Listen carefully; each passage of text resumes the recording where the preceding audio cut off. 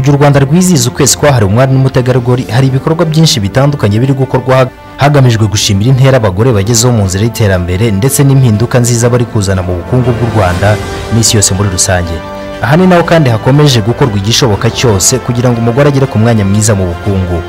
Urugaga rwa Rwiyemezamirimo bikorera Private Sector Federation Rwanda ndetse n'urugereko rw'abagore ba Rwiyemezamirimo ari rwo Rwanda Women Chamber Entrepreneurs bateguye amahugurwa agaruka ku mikoreshereze y'imbuga nkoranyambaga mu kuzamura business zabo. Ni amahugurwa yatanzwe n'ikigo IMANZI Business Institute mu gihe cy'iminsi 2 kuva tariki ya 24 z'ukwezi kwa gatatu 2021 kugeza tariki ya 25 z'ukwa gatatu 2021 yabereye muri Remigo Hotel akaba yaratewe inkunga na GMO, UNDP, UN Women, Republic of Turkey. Rwiyemezamirimo w'abagore bitabiriye aya mahugurwa bahuriza ku kuba yarabafunguye amaso bakabona ko hari byinshi bakoreshaga imbuga nkoranyambaga zabo nyamara bitabafitiye umusaruro. Ku bw'izo mpamvu bakaba bagiye gushyira imbaraga mu kuzikoresha mu bikorwa bibungukira. Amazina yanjye nitwa Twishime Clementine, nkaba ndi owner wa Amara Travel Tours, nkaba ndi director manager wayo. Amahugurwa turimo uyu munsi ni amahugurwa avuga kuri social media marketing.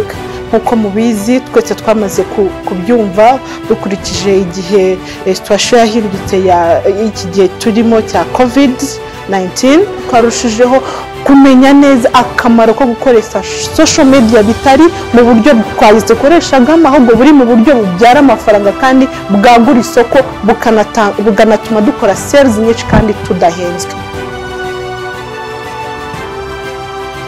Murakoze cyane. Amazina yanjye nitwa Nadia Abubakari, ndi rwiyemezamirimo w'umugore nkorera muri nyubako ya Centenary House, mfite company yitwa Softline Design. Ibyerekeranye byose na design no prepima udusanga muri Centenary House. 30% nibyo nagerageza kuba nakoresha izo mbuga nkavuga ati muri iki cyumweru ndaza kudesigninga, ndaza gupostinga ibi n'ibi kugira ngo ngire gute mbone ko nabona abakiriya, ariko akenshi ugasanga twibereye kuri za Instagram cyane dutekereza cyane ku bucuruzi bwacu. Nubwo twabishyizeho by'akanya gato ariko ugasanga akenshi biterekeranye kuri business nge n'abankora. Nitwa Murekatete Gisele, ndi founder wa company yitwa House Result, dukorera mu mujyi Centre Simple. Social media nazikoreshaga ariko nkazikoresha mu buryo buri personal, ntakoresha company. Ubu noneho rero ngiye gushyiramo kuko banadufashije gufungwa n'iza company, kwerekana badufasha n'uburyo umuntu ashobora gutangira akora branding, yerekana ibintu bye mu buryo bushobora kwa attracting abakiriya. Nicyo kintu ugiye guheraho cyane kuri Instagram. Nabonye ko bishobora kugira akamaro kanini na Facebook ukoresheje page yawe. Nuwaho company yacu twebwe ntabyo twagiraga ariko ubu ngubu nibyo tugiye kongeramo imbaraga. Gukoresha imbuga nkoranyambaga kandi bahamya ko niba bikora nkuko babihuguyemo bizababera inzira nziza yo kwamamaza ibikorwa byabo ndetse bikanababera isoko nziza yaho gukura amasoko y'ibicuruzwa na service byabo. Nitwa Mimi Fabiola, nanjye nkaba mpagarariye muri aya mahugurwa, nkaba mpagarariye Women TV. Hari uburyo twakoreshaga imbuga nkoranyambaga nk'abantu mu buryo butari buri hejuru cyane, ariko nungutsemo ko hari byinshi tugiye guhindura, hari byinshi tugiye gukoresha dukoresheje imbuga nkoranyambaga zacu n'ubundi zari zihuye. Hari uburyo tuzikoresha ariko batwigishije ubundi buryo noneho bwo kuzikoresha tukazicururizaho mu rwego ruri hejuru cyane. Nitwa Jeanne nyina w'umuntu. Kera abantu bari bazi ko abantu bahinga ari babandi bahora mu murima batanakaraba, ariko uyu munsi siko bimeze. Uyu munsi wa none shobora kuba nabyaje itungo, nabyaje ingurube, nabyaje urukwavu, nkashyira kuri social media nkabwira abantu ngo ukeneye icyororo yaza kangana. Uyu munsi wa none ubuhinzi n'ubworozi nabwo ni ibintu bikwiriye kwamamazwa bikamenyekana. Uyu munsi shobora kuba mfite rase runaka y'amatungo yanjye, hakaba hari undi muntu nawe ukeneye korora iyo rase muri ubwo bwoko bw'amatungo. Social media rero ikidufasha ni ukumenyekanisha ibintu dufite, ntabwo ari bwa buhinzi bwa kera. Uyu munsi turahinga ubuhinzi bwa kinyamwuga, turorora kinyamwuga.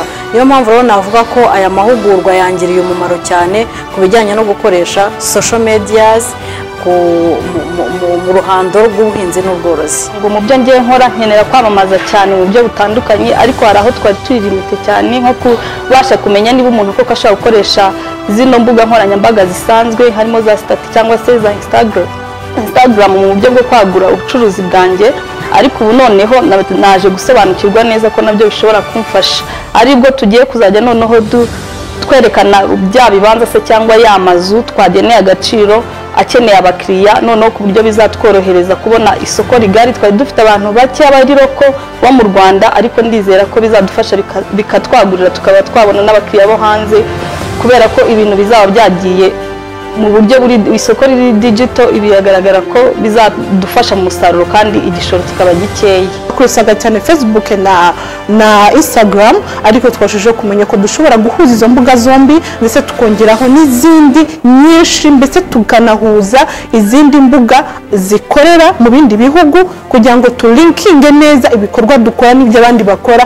Ibyo bikorwa dukora bibashe kutuzanira abandi bakiriya kandi none bibashe kutumenyekanishiriza ibikorwa byacu hirya no hino hatandukanye. Uretse kuba barahuguwe ku mikoreshereze y'imbuga nkoranyambaga, kandi aba ba rwiyemezamirimo b'abagore batangarije Women TV ko bahungukiye no kuba barahahuriye na bagenzi babo, bikababera umwanya mwiza wo gusangizanya inama n'ibitekerezo bishya by'uburyo mu bihe bikomeye bakomeza gukora badasubiye inyuma.